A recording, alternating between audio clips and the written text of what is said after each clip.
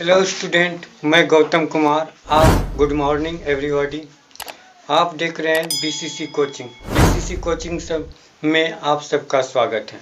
आज के टॉपिक में कुछ कंपटीशन का से संबंधित कुछ हिसाब लेकर के आए हैं। अगर अच्छा लगे तो लाइक और शेयर ज़रूर करें। तो सबसे चलते हैं पहले इसमें कुछ, जैसे अगर बाय द वे किसी को कोई भी कंपटीशन में अगर इस तरह की हिसाब पूछ देता है, जैसे √6 + √6 + √6 बराबर डॉटेड लाइन, तो इसका मान कैसे ज्ञात करेंगे। ये हिसाब को गौर से देखिए किस प्रकार का है ना। इसको जो है मान ज्ञात करना है। इसका मान ज्ञात हो क्या होगा, डॉटेड लाइन में दिया गया वाट लिखा है, इसका मान क्या होगा। तो याद रखना है सबसे पहले तीसरा नियम को। किसी भी संख्या को अगर रूट में रहता है तो उसका गुणनखंड कैसे होता है। अगर जिस संख्या का गुणनखंड होता है, तो जैसे कि 6 का गुणनखंड होता है, तो 6 का गुणनखंड करेंगे तो 2 × 6, तो 6 हो गया। 6 में से अगर प्लस में रहता है तो जो गुणनखंड का जो सबसे बड़ा संख्या होगा वही उसका आंसर हो जाएगा। अब बोलिए, पूछ सकते हैं कि आप कैसे।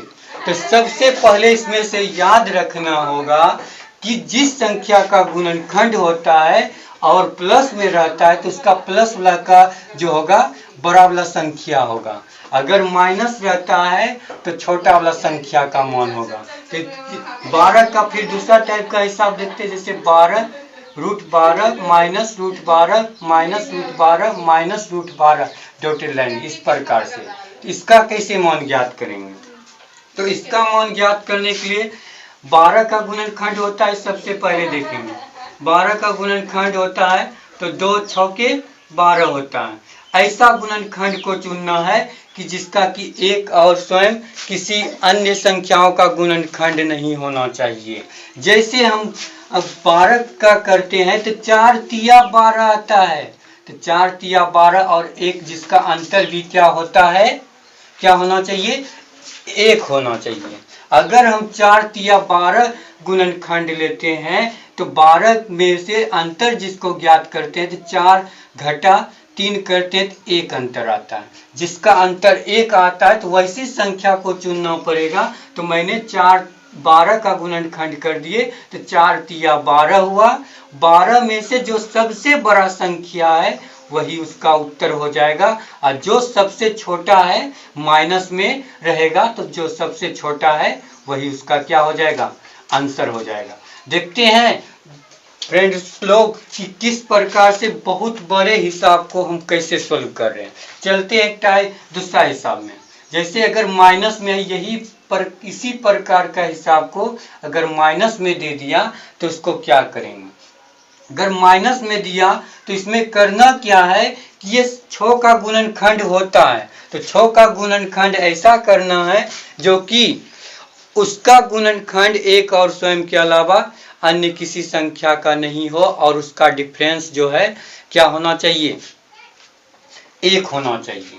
अगर हम 6 का गुणनखंड किए तो 2 × 6 आता है, तो 2 × 6 अगर आता है तो इसका अंतर को देखते हैं क्या आता है, 3 - 2, ये हो गया 1।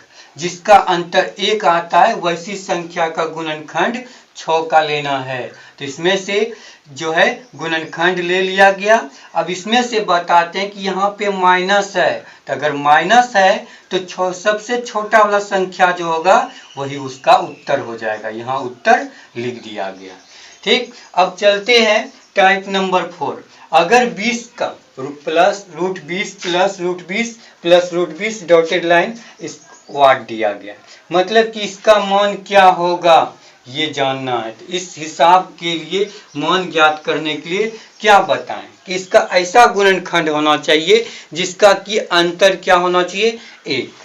जिसका कि अगर 20 का गुणनखंड करते हैं तो 20 का गुणनखंड 4 × 5 = 20 होता है 4 × 5 = 20। लेकिन विशेष रूप से ध्यान इसमें देना क्या है कि 4 और 5 का अंतर कितना है, 1 है। तो इसमें से प्लस में है तो इसका सबसे बड़ा संख्या क्या होगा, 5 होगा। ये 5 ही इसका आंसर हो गया। चलिए अब सवाल नंबर 5 में चलते हैं। तो √72 + 72 + 72 रूट में दिया गया। इस डॉटेड लाइन वाट दिया गया।